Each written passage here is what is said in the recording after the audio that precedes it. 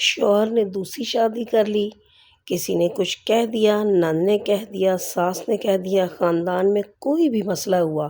تو اس کا حل سوشل میڈیا پر تماشا بنا کر نکلتا ہے۔ اور اصل طاقت اس میں نہیں ہے، بلکہ اصل طاقت یہ ہے کہ ہم خاموشی سے اور حکمت عملی سے اور عزت کے ساتھ وہ مسئلہ خود حل کریں۔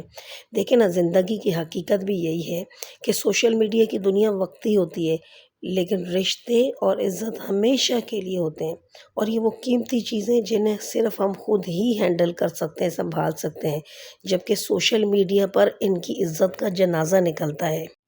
السلام علیکم میری سادہ دل ویورز، کیسی ہیں آپ؟ کافی دنوں بعد آپ سب کے ساتھ دوبارہ جڑنے کا موقع ملا ہے، اور مجھے اندازہ ہے کہ میں نے کافی دنوں سے کوئی نئی ویڈیو اپلوڈ نہیں کی۔ اچھا، اس وقفے کی ایک ذاتی وجہ تھی۔ اچھا، کچھ معاملات ایسے ہوتے تھے کہ جنہوں نے میری توجہ مکمل طور پر اپنی طرف کھینچ لی تھی، لیکن میں ایک بات ہمیشہ مانتی ہوں کہ زندگی کے ہر فیز کو مکمل عزت اور صبر کے ساتھ جینا چاہیے۔ زندگی میں اتار چڑھاؤ آتے ہیں، اللہ تعالیٰ کی طرف سے آتے ہیں، ہر کسی کی زندگی میں آتے ہیں، لیکن ان اتار چڑھاؤ میں بھی اگر ہم اپنی عزت، حوصلہ اور پردہ قائم رکھیں تو یہی اصل کامیابی ہے۔ اور دیکھیں نا، آج کل یہ کتنا عام ہو گیا ہے کہ لوگ اپنی پرسنل باتیں،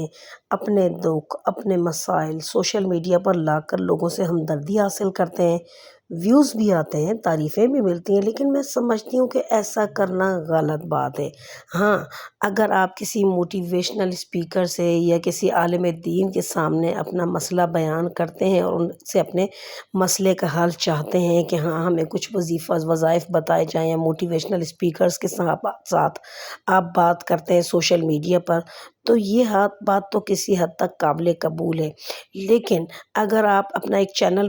چلا رہے ہیں اور اس چینل کے اوپر آپ جناب اپنے سارے مسائل بالکل بیچارے بن کر شیئر کرتے ہیں کہ جناب شوہر نے شادی کر لی، ساس نے یہ کہہ دیا، نند نے یہ کہہ دیا، اپنی عزت رشتہ داروں نے یہ کر دیا، تو آپ اپنی عزت کا جنازہ نکال رہے ہیں۔ دیکھیں، زندگی میں اگر مشکل وقت آتا ہے نا، تو اسے حکمت عملی سے جو ہے نا اس کو ٹھیک کرنے کی کوشش کرنی چاہیے، وہ زیادہ بہتر ہوگا۔ اپنے دکھوں کو تماشا بنانے سے بہتر ہے کہ ان کو حکمت عملی سے ٹھیک کریں، اس کے ساتھ خاموشی سے اپنے رب کے ساتھ رہ کر صبر اور شکر سے وقت گزارا جائے اور اپنے رب سے مدد مانگی جائے۔ اور ساتھ ساتھ کسی موٹیویشنل اسپیکر سے یا کسی، اگر آپ عالم دین سے اگر سوشل میڈیا پر بات کر کے اپنے مسائل کا حل مانگتی ہیں تو اس حد تک ٹھیک ہے، لیکن یہ بہت غلط ہے کہ آپ اپنے چینل پر اپنے ہی رشتوں کا تماشا بنائیں اور ویوز حاصل کریں۔ اور میں یہ بات بالکل نہیں مانتی کہ ویوز لینے کے لیے ہمیں اپنی زندگی کی پردے داری کو کھول دینا چاہیے۔ اور ایک اور بات جو میں دل سے کہنا چاہتی ہوں کہ ہماری زندگی میں کچھ رشتے ایسے ہوتے ہیں جو شاید کبھی ہمیں سمجھ نہ سکیں، جن سے کچھ تلخ باتیں ہو جاتی ہیں، ہم انہیں کبھی کبھی اپنا مخالف بھی سمجھنے لگتے ہیں، لیکن اگر وہ رشتے آپ سے عمر میں بڑے ہیں یا زندگی میں اہم ہیں تو ان کے ساتھ بات چیت، عزت اور نرمی سے معاملات حل کیے جا سکتے ہیں۔ اپنے بڑوں کو بیچ میں ڈال کر مسائل حل کیے جا سکتے ہیں، بجائے اس کے کہ ان رشتوں کو لے کر سوشل میڈیا پر باتیں کی جائیں، ویڈیوز بنائی جائیں اور لاکھوں لوگوں کے سامنے ان کی عزت کا تماشا بنے۔ اور زندگی کی حقیقت بھی یہی ہے کہ سوشل میڈیا کی دنیا وقتی ہوتی ہے، لیکن یہ جو رشتے ہیں نا اور عزت ہمیشہ کے لیے ہوتی ہے، یہ وہ قیمتی چیزیں جنہیں ہم صرف خود ہی سنبھال سکتے ہیں۔ سوشل میڈیا پر ان کی صرف عزت کا جنازہ نکلتا ہے۔ شوہر نے دوسری شادی کر لی، ساس نے یہ کہہ دیا، نند نے یہ کہہ دیا، خاندان میں یہ مسئلہ ہوا، تو اس کا حل جناب سوشل میڈیا پر تماشا بنا کر نہیں نکلتا۔ اصل طاقت اس میں ہے کہ ہم بہت خاموشی سے حکمت عملی کے ساتھ اپنے بڑوں کو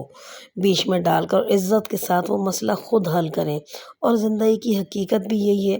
کہ سوشل میڈیا کی دنیا بالکل وقتی ہوتی ہے، لیکن رشتے اور عزت ہمیشہ کے لیے ہوتے ہیں، اور یہ وہ قیمتی چیزیں جنہیں صرف ہم خود ہی سنبھال سکتے ہیں۔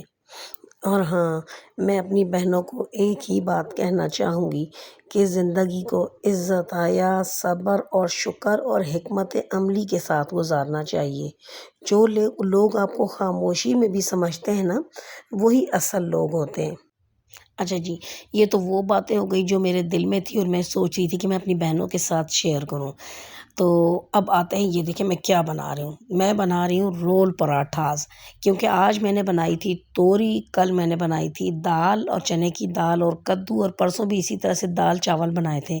تو بچوں نے کہا کہ امی اب جو ہے نا دل نہیں کر رہا سبزی وغیرہ کھانے کا، حالانکہ کھا لیتے ہیں، لیکن میں نے جلدی سے فریج میں سے چکن کا پیکٹ نکالا، اس کے اوپر جتنے بھی گھر کے اڑنگ بڑنگ مسالے آپ ڈال دیں۔ اچھا یہ نہ سوچیں کہ جناب یہ مسالہ نہ ڈالیں، یہ نہ ڈالیں، جو بھی آپ کی سمجھ میں آ رہا ہے نا، اچھا ہے، آپ کو ڈفرینٹ ٹیسٹ ملے گا۔ ایک بار آپ ڈفرینٹ مسالہ ڈال دیں، دوسری بار ڈفرینٹ مسالہ ڈال دیں، تیسری بار ڈفرینٹ مسالہ ڈال دیں۔ جب بھی آپ بنائیں بس جو مسالے آپ کی نظروں میں آپ کی سمجھ میں آتے ہیں، نمک مرچ، جو خاص مسالے ہوتے ہیں نا وہ یہ ہوتے ہیں نمک مرچ ہلدی پسا ہوا دھنیا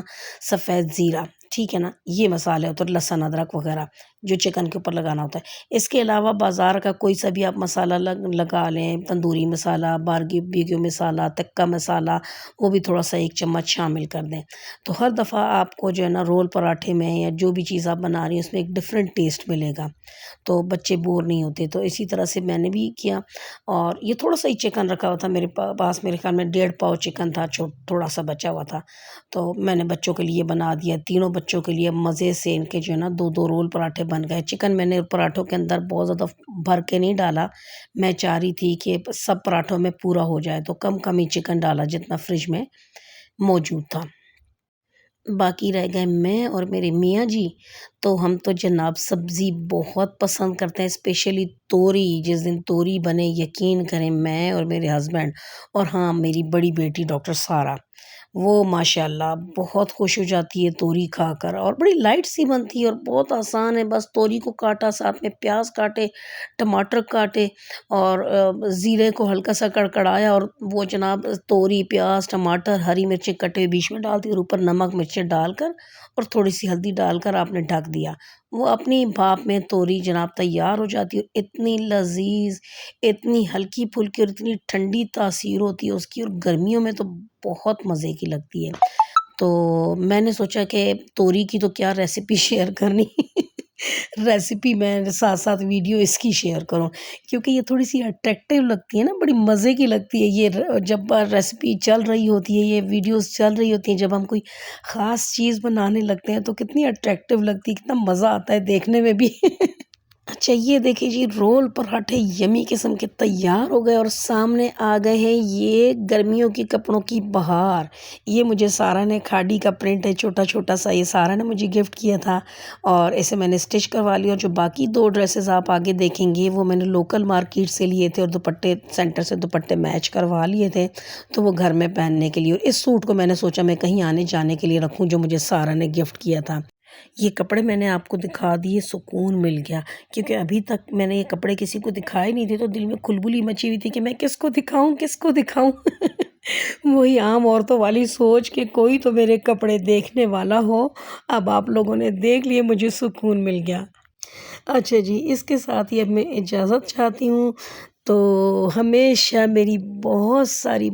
ساری دعائیں آپ کے لیے رہیں گی۔ انشاءاللہ میں دوبارہ ویڈیوز بھی اپلوڈ کرتی رہوں گی، اور آپ سب لوگوں سے جڑی رہوں گی۔ اس کے ساتھ ہی اجازت دیں، اللہ حافظ۔